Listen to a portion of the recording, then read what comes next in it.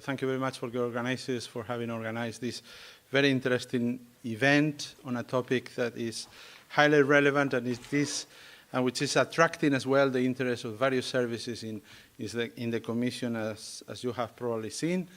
And also, my purpose today, this afternoon, is essentially to give you another perspective on 3D manufacturing and how 3D manufacturing can complement the current policies and the work of the Commission regarding the industrial policy and regarding manufacturing, advanced manufacturing.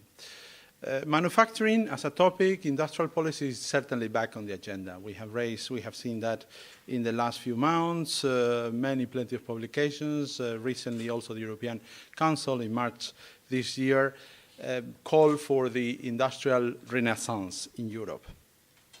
My idea today is basically, as I said before, is to present what we are doing in the level of industrial policy with regard to advanced manufacturing and to also identify the potential opportunities of 3D manufacturing for advanced manufacturing, for this industrial renaissance.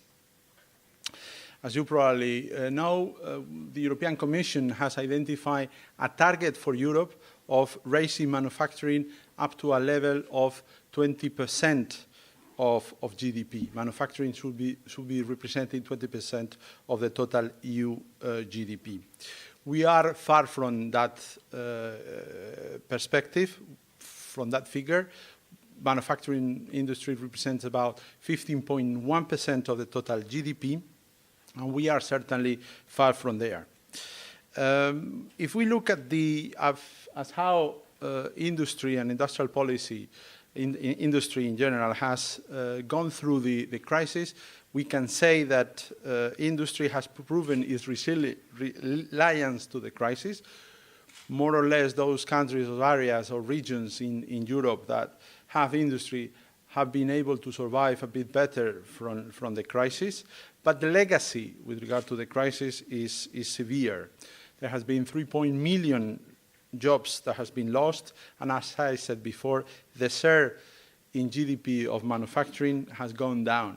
We are, as I mentioned before, at a level of 15.1, and last year in 2013 we went down to from 15.4%.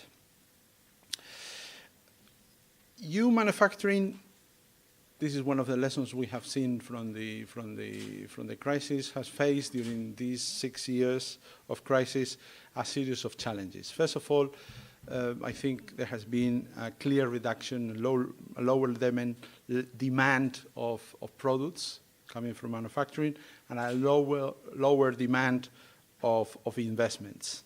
Demands, for instance, for machine tools have dropped. And just to give you a figure, has dropped in 2008 from 18 billion euros to 12 billion euros in 2012. The future is going to be certainly different. There's going to be a scarcity of energy, a scarcity of resources. We also have the digital challenges, the availability of big data, the need to respond quicker to customers, the need to adapt to customers' preferences, the so-called mass customization. So there is clearly a need for having a modern industry in Europe. And this is the clear message underlined in the European Commission communication of this year, beginning of this year, January 2014, which was taken up by the European Council. So we need a modern Europe, a modern European industry, a modern manufacturing. To face these challenges, at the beginning of 2013, the Commission set up a task force on advanced manufacturing. I see some faces that have been participating in this work of the task force on advanced manufacturing. And this task force on advanced manufacturing that includes various services from DG Research, DG Connect, EAC, Education and Culture, DG, services such as the Joint Research Center, we have delivered a report in March this year, which is essentially this one that I wanted to show you, Advancing Manufacturing, Advancing Europe. This is the report that we have managed to deliver in March that offers a vision on what is going on in the European Commission regarding advancing manufacturing, how to make manufacturing much more modern. We have a large definition of advanced manufacturing. It's essentially all those technologies, advanced production techniques, leading to improvements of products, improvements of processes, and new business models. We are talking about technologies that need to be uptaken by the industry that are going to make that manufacturing produce with less resources, with less waste, with less energy. And there was a question this morning, or this afternoon, about how 3D could help reducing the energy consumption. So this is essentially the main focus of this task force on advanced manufacturing. So improving productivity, manufacturing technologies and production process, improving waste and pollution management. What is the added value of this task force? Sometimes we focus too much when it is about developing new technologies on the supply side, how to push certain technologies, how to make sure that certain technologies are pushed forward to the market. The focus of this task force on advanced manufacturing is certainly very much about also how to make sure that certain technologies are uptaken by demand, by the industry, by customers, by business.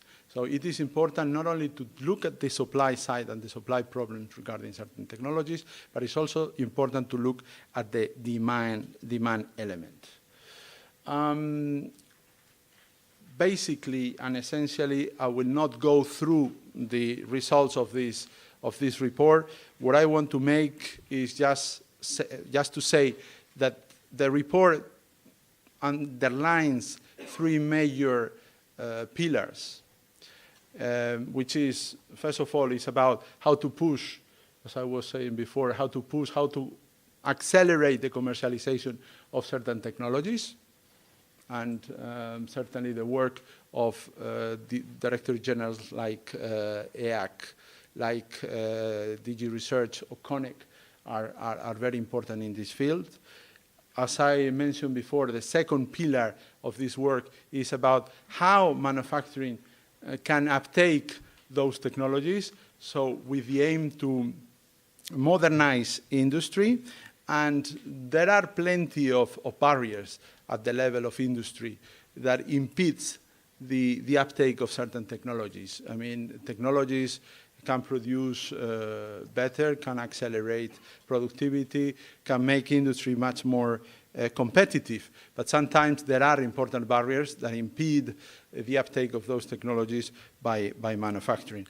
And in the report, we have identified essentially a series of these potential barriers. Sometimes it's a question of standardization, sometimes it's a question of access to finance, sometimes it's a question of lack of support, lack of knowledge, understanding, lack of skills, which is our third pillar. This is the third pillar that has been identified in the context of this report of the task force on advanced manufacturing. Industry in Europe needs new skills that are able to understand the technologies of the future.